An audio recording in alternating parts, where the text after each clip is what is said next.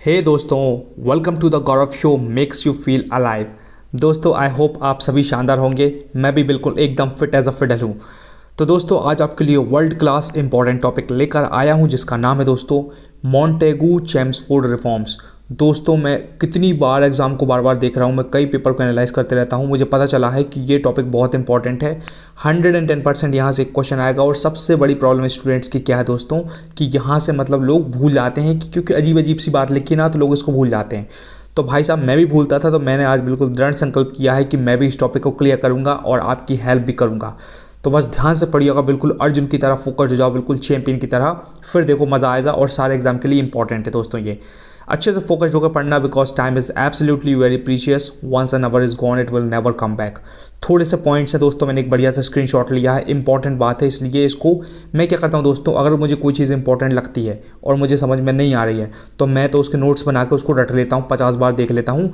अब अगर क्वेश्चन आएगा तो मैं धूम मचा दूंगा, और इसके बाद भी अगर क्वेश्चन मुझसे अटैम्प्ट नहीं हुआ तो मुझको कोई मलाल नहीं होगा, कोई रिग्रेट नहीं होगा, क्योंकि भाई मैंने अपने एंड पे काफ़ी मेहनत करके चीज़ें सीखी हैं। लेकिन उसके बाद भी क्वेश्चन नहीं बना तो कोई बात नहीं। लेकिन अगर आपको पता है कि टॉपिक इंपॉर्टेंट है, उसके बाद अगर आपसे नहीं बन रहा है तो फिर आपकी बेवकूफ़ी है ये। इसलिए अपने लेवल पर छोटा सेक्शन लेके कुछ सीख लो इस टॉपिक के बारे में। अगर यहाँ से क्वेश्चन बन जाएगा तो ठीक है, वरना कोई बात नहीं। चलो स्टार्ट करते हैं, ठीक है।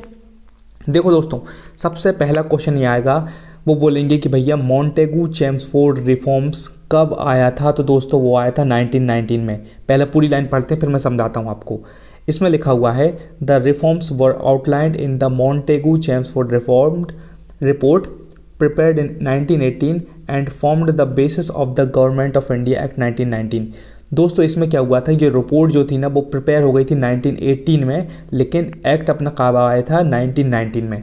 तो पहला क्वेश्चन ये आएगा कि भाई साहब रिपोर्ट प्रिपेयर कब हुई थी, तो आपको आंसर आना चाहिए 1918 में। मॉन्टेगू चेम्सफोर्ड रिपोर्ट 1918 में प्रिपेयर हो गई थी, लेकिन आई कब थी वो, गवर्नमेंट ऑफ इंडिया एक्ट बन के आई थी 1919 में। तो दो क्वेश्चन कंप्लीट हुए। और यहाँ से दोस्तों कई बार क्वेश्चन आ चुका है सीधा सीधा कि भाई साहब मॉन्टेगू चेम्सफोर्ड रिफॉर्म कब आया था, तो 1919 में आया था। लेकिन अगर रिपोर्ट की बात चल गई कि भैया कब प्रिपेयर हुई थी, तो 1918 में।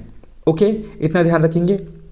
दूसरा, these are related to constitutional reforms. तो दूसरा क्वेश्चन ये आ सकता है कि क्या ये मॉन्टेगू चेम्सफोर्ड रिफॉर्म्स थी, वो कौन से रिफॉर्म्स थे दोस्तों, तो वो कॉन्स्टिट्यूशनल रिफॉर्म्स थे। ऑप्शन में ऐसा आ सकता है constitutional reform, non constitutional reforms, statutory body, इस तरीके से आ सकता है। तो आपको पता होना चाहिए संविधानिक रिफॉर्म हुए थे। ये आपको मैं बता रहा हूँ, देखो मुझे भी याद नहीं होता, सच बता रहा हूँ बिल्कुल, टू बी वेरी ऑनेस्ट। तो मैं क्या, मुझे पता है अजीब सी ही चीज़ें एकदम से भूल जाएंगे कि कौन सा कॉन्स्टिट्यूशनल रिफॉर्म था। ये देखो यहाँ रिजर्व्ड और ट्रांसफर्ड लिखा है, ये सब मैं 50 बार पढ़ चुका हूँ, लेकिन मैं भूल जाता हूँ। तो मैंने अब क्या किया है, बिल्कुल प्रॉपर आपको हेल्प करने के लिए प्रॉपर चीज़ों को कंटेंट लेकर आया हूँ। इसको अच्छे से पढ़ेंगे और इतना ध्यान रख लेंगे अपन।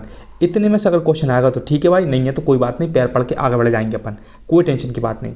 लेकिन अपने एंड पे जितना अपन से हो रहा है उतना अपन करेंगे।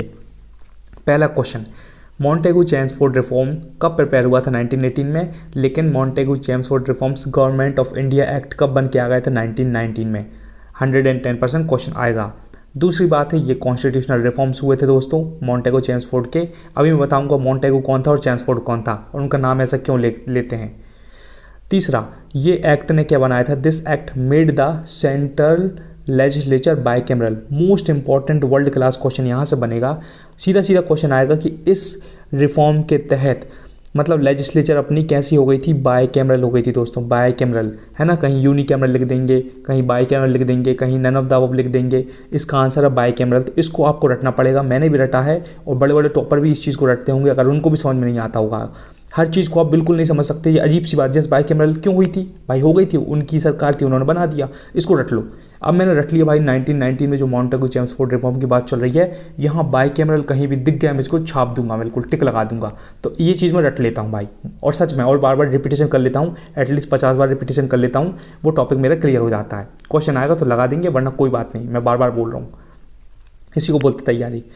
ये देखो इस्टेब्लिशमेंट ऑफ पीएससी, कितनी खतरनाक बात दोस्तों। 1919 में इस्टेब्लिशमेंट ऑफ पीएससी स्टार्ट हो गया था, मतलब पब्लिक सर्विस कमीशन की बात स्टार्ट हो गई थी, इस्टेब्लिशमेंट हो चुका था, है ना। एक्चुअल में तो शायद फिर आईएएस माईएएस या वो 1926 में एक्चुअल स्टार्ट हुआ था, लेकिन यहाँ इस्टेब्लिशमेंट हो गया था भाई, है ना। ये वाली बात जो 1926 की मैं बात बता रहा हूँ, कोई चैंपियन बंदा है तो ज़रूर बताइएगा कि 1926 में क्या हुआ था, अपना यूपीएससी कब आया था, एमपीपीएससी कब आया था, बताओ स्टार्ट कब हुआ था एग्ज़ाम, है ना। ये देखो ये है the act made a provision for the classification of the central and provincial subject. ये क्वेश्चन भी आता है, ये वही मैं बोल रहा हूँ दोस्तों, अजीब बात है ये, इसको रटना पड़ेगा। इस एक्ट में ऐसा प्रोविज़न आया था कि सेंट्रल और प्रोविजनल सब्जेक्ट पर बात होगी भैया, अलग अलग क्लासीफाई कर दिया था कि भाई साहब सेंटर के काम अलग होंगे और प्रोविंशियल सब्जेक्ट के काम अलग होंगे। मतलब जैसे अपना भारत में अपनी कैपिटल दिल्ली, अपने इंडिया की, तो दिल्ली की सेंट्रल गवर्नमेंट अलग है और स्टेट गवर्नमेंट अलग है। इसी तरीके से उन्होंने सेंट्रल गवर्नमेंट के काम अलग कर दिए थे। और प्रोविंशियल सब्जेक्ट्स मतलब बोले तो राजा रजवाड़े जो रहते थे ना, कुछ एरिया में राजा लोगों का राज चलता था, तो उनने अपने रूल बनाए थे और सेंटर के अपने रूल थे। इस तरीके से इन लोगों ने डिवाइड कर दिया था। तो यही आपको याद रखना है कि 1918 में प्रिपेयर हुई था भैया अपना रिपोर्ट, 1919 में एक्ट आ गया था। ये कॉन्स्टिट्यूशनल रिफॉर्म्स थे। बाई कैमरल अगर दिख गया इनका लेजिस्लेचर जो था, इनकी जैसे अपन बोलते हैं ना लोकसभा राज्यसभा, तो उनका बाई कैमरल था, ये बाई कैमरल, है ना। ठीक है, तो बाई कैमरल का मतलब एक्चुअली ये भी होता है कि जहाँ लेजिस्लेटिव असेंबली भी होती है और लेजिस्लेटिव काउंसिल भी होती है। जैसे अपने भारत में है ना, कुछ जगह लेजिस्लेटिव असेंबली है और कुछ स्टेट में लेजिस्लेटिव काउंसिल है। ये वाला वीडियो भी मैं यहाँ डाल दूंगा कार्ड पे, मैंने बताया है कि कौन कौन से वो स्टेट है जहाँ लेजिस्लेटिव काउंसिल भी हैं, और यहाँ से भी एक इंपॉर्टेंट क्वेश्चन बनता है, तो ज़रूर देख लीजिएगा। ओके, अभी आगे क्या पढ़ते हैं अपन। इतनी बात समझ में आई, मैं आराम से इसलिए पढ़ा रहा हूँ ताकि आपको दिक्कत ना हो दोस्तों, बिल्कुल फोकस हो जाना और अच्छे से पढ़ना। The provincial subjects were divided into 2 groups, ये और इम्पॉर्टेंट है, रिजर्व्ड एंड ट्रांसफर्ड। ये प्रोविंशियल सब्जेक्ट थे दोस्तों, अपने प्रोविंशियल सब्जेक्ट जितने भी थे राजा रजवाड़े वाले, तो वो रिजर्व्ड और ट्रांसफर्ड में हो गए थे। अब कुछ मतलब सब्जेक्ट ऐसे थे, जैसे राजा लोगों का जो एरिया चल रहा है ना, मार्केट चल रहा है, उनका शासन चल रहा है, तो कुछ सब्जेक्ट ऐसे थे जिनको रिजर्व रखे थे। रिजर्व जो किसी के पावर में नहीं थे, मतलब रिजर्व थे कि भाई कुछ पर्टिकुलर कैटेगरी के लोग ही उस चीज़ को यूज़ करेंगे, और कुछ ट्रांसफर थे कि कुछ ऐसे रूल थे जिनको ट्रांसफ़र किए जा सकते हैं। एक बार फिर से बताता हूँ, मान लो आपका एक ऑफिस है, तो आपने कुछ सब्जेक्ट ऐसे रिजर्व किए हैं, जैसे मेरा नाम गौरव तिलथिया है और मतलब मेरी कोई सेक्रेटरी बढ़िया सी, उसका नाम बता दूँ क्या नाम है, मान लो आलिया नाम से, बढ़िया आलिया नाम से कोई मेरी सेक्रेटरी, तो मैंने कुछ सब्जेक्ट ऐसे दे दिए कि भाई साहब सिर्फ आलिया ही संभालेगी मेरे वो इंपॉर्टेंट काम, और बाकी मैं इंटू चिंटू पिंटू इनको दे दूँगा, लो भाई ये वाली फाइल पकड़ो इनको करो। लेकिन कुछ काम ऐसे रहेंगे मेरे स्पेशल वाले जो सब आलिया ही कर सकती है। समझ में आया? इस तरीके से कहानी ये हुई थी कि कुछ सब्जेक्ट रिजर्व थे और कुछ ट्रांसफ़र किए जा सकते थे। इतना ध्यान रखोगे, इसको ध्यान रखो, चाहे मत रखो, रट लो तोता की तरह, नोटबुक में लिख लो इसको या स्क्रीनशॉट ले लो, कुछ भी करो, लेकिन इसको रट लो। अगर क्वेश्चन यहाँ से दिख गया ना तो धूम मचाना भाई, बस इतनी सी बात है। आगे दोस्तों एक और बढ़िया सी बात लिखी है, थोड़ा टाइम लगेगा लेकिन इंपॉर्टेंट बात है, एक बार सुन लो दोस्तों, 2 की स्पीड में देख लेना, है ना, या 1.5 की स्पीड कर लो। अब देखो यहाँ से इंपॉर्टेंट क्वेश्चन ज़रूर बनेगा, है ना। देखो क्या लिखा हुआ है, कलर करता हूँ और छोटा। इधर लिखा हुआ है गवर्नमेंट ऑफ इंडिया एक्ट 1919 की बात चल रही है, तो पहला क्वेश्चन यही बनेगा कि मॉन्टेगू चेम्सफोर्ड रिफॉर्म एग्जैक्टली कब आ गया था, कौन से एक्ट में आ गया था, 1919 में, है ना। रिपोर्ट कब प्रिपेयर हुई थी, 1 साल पहले 1918 में। दूसरा, the act embodied the reforms recommended in the report of the secretary of state for India, जिसका नाम था Edwin Montagu, and the viceroy Lord Chelmsford. दोस्तों अब मैं बताता हूँ आपको कि जो मॉन्टेगू चेम्सफोर्ड रिफॉर्म क्यों बोलते हैं, क्योंकि वाइसरॉय कौन था, वहाँ का चेम्सफोर्ड था, और वहाँ का अपना सेक्रेटरी ऑफ स्टेट एसओएस जिसको बोलते हैं, एसओएस कौन था, मॉन्टेगू था। इसलिए दोनों की मिलकर रिपोर्ट बनी थी, इसलिए दोनों के नाम आ गए। जैसे मेरा नाम है गौरव और मेरा एक दोस्त नवीन, अगर हम दोनों ने कोई समझौता हुआ, कोई रिपोर्ट बनाई है, तो क्या बोलेंगे, गौरव नवीन रिपोर्ट। तो इसी तरीके से मॉन्टेगू चेम्सफोर्ड रिपोर्ट। ओके, ध्यान रखिएगा, इंपॉर्टेंट है। और देखो, the government of India act 1919 was an act of the parliament of the United kingdom. Obviously दोस्तों अपना उसका सरकार, उसका राज चल रहा था यूके की गवर्नमेंट का, बोले तो ब्रिटिश, अपने अंग्रेज़ों का शासन चल रहा था, तो यूनाइटेड किंगडम वही वहीं रहते हैं वो आज भी, ब्रिटिशर लोग, जैसे इंग्लैंड ने अपने भारत को हरा दिया ना अभी 2-3 दिन पहले, वही यूके वाले, तो उन्हीं की पार्लियामेंट थी। तो बस इसमें सिंपल सी बात लिखी थी। आगे, it was passed to expand the participation of Indian in the government of India. ये बहुत इंपॉर्टेंट दोस्तों, मैंने कहीं के एग्जाम में देखा भी था या फिर कहीं मॉक में देखा था, ये लाइन लिखी हुई थी साफ साफ, और पूछ लिया कि भाई साहब ये कौन से एक्ट के तहत था, तो 1919 मॉन्टेगू चेम्सफोर्ड रिफॉर्म्स। एक बार फिर से बताता हूँ, ध्यान से सुनिए, I just want to help you. इसमें क्या हुआ था, इस एक्ट में एक मतलब एक बिल टाइप का पास हुआ था, एक रिपोर्ट पास हुई थी जिसमें क्या किया था, इंडियन लोगों का पार्टिसिपेशन गवर्नमेंट ऑफ इंडिया में बढ़ा दिया गया था। पहले जितने भी लोग, पहले जो अपने ब्रिटिश लोगों का शासन चल रहा था ना दोस्तों, अंग्रेज़ों का, तो अंग्रेज़ लोगों को डर रहता था कि कहीं भैया अपने भारतीय लोग ज़्यादा मतलब सरकार के अंदर घुस के ऐसी तैसी न कर दें हमारी। लेकिन क्या हुआ, एक टाइम ऐसा आया कि मतलब इंडियन लोगों ने खूब सारी बातें करी, मतलब जैसे अपनी कमेटी बनाकर, जैसे इंडियन नेशनल कांग्रेस बन गई थी 1885 में, तो पीछे लगे रहते थे सरकार के, अंग्रेज़ों के। तो अंग्रेज़ों ने बाद में क्या कर दिया, 1919 के टाइम पे, मॉन्टेगू चेम्सफोर्ड के टाइम पे, इंडियन लोगों का पार्टिसिपेशन अपनी सरकार में बढ़ा दिया कि हाँ भाई हमारी सरकार में अब इंडियन लोग भी खूब सारे लोग पार्टिसिपेट कर सकते हैं। तो ये वाली कहानी थी, ये इंपॉर्टेंट थी, क्योंकि पहले क्या करते थे, सिर्फ मतलब ब्रिटिश लोग ही शासन करते थे और वो चाहते थे कि उन्हीं अंग्रेजी सरकार में अंग्रेजी लोग हों। लेकिन बाद में उन्होंने क्या किया, क्योंकि ऊपर से प्रेशर डाल रहे होंगे, अपनी इतनी सारी कमेटी बन गई थी ना, इंडियन नेशनल कांग्रेस और ये वो, बहुत सारे दुनिया भर के लोग प्रोटेस्ट भी करते थे हल्का हल्का।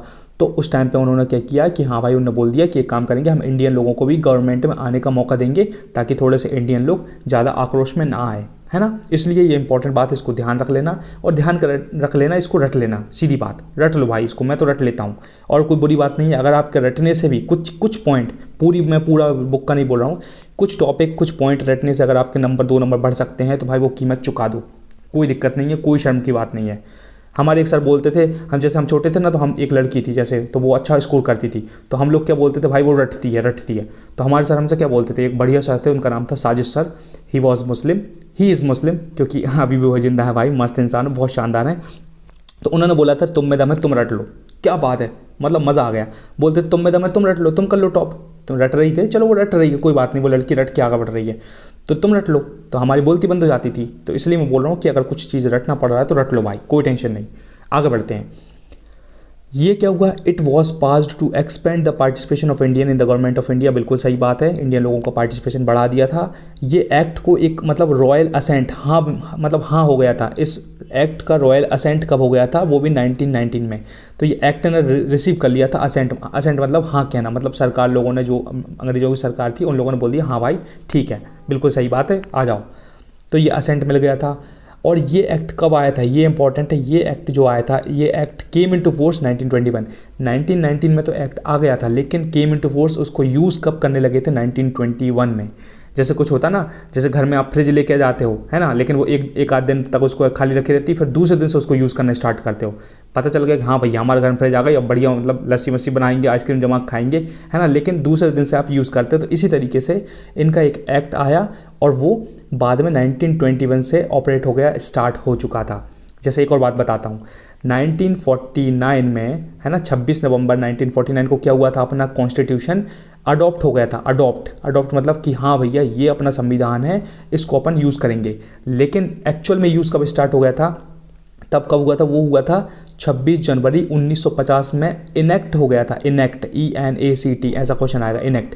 तो मतलब इस चीज़ को, संविधान अडॉप्ट हो गया था अपने 26 नवंबर 1949 को, लेकिन 26 जनवरी 1950 को इनेक्ट हो गया था, लागू हो गया था। इसी तरीके से अपना जो ये वाला जो एक्ट है वो 1921 में लागू हो गया था। तो इस बात को भी ध्यान रखिएगा।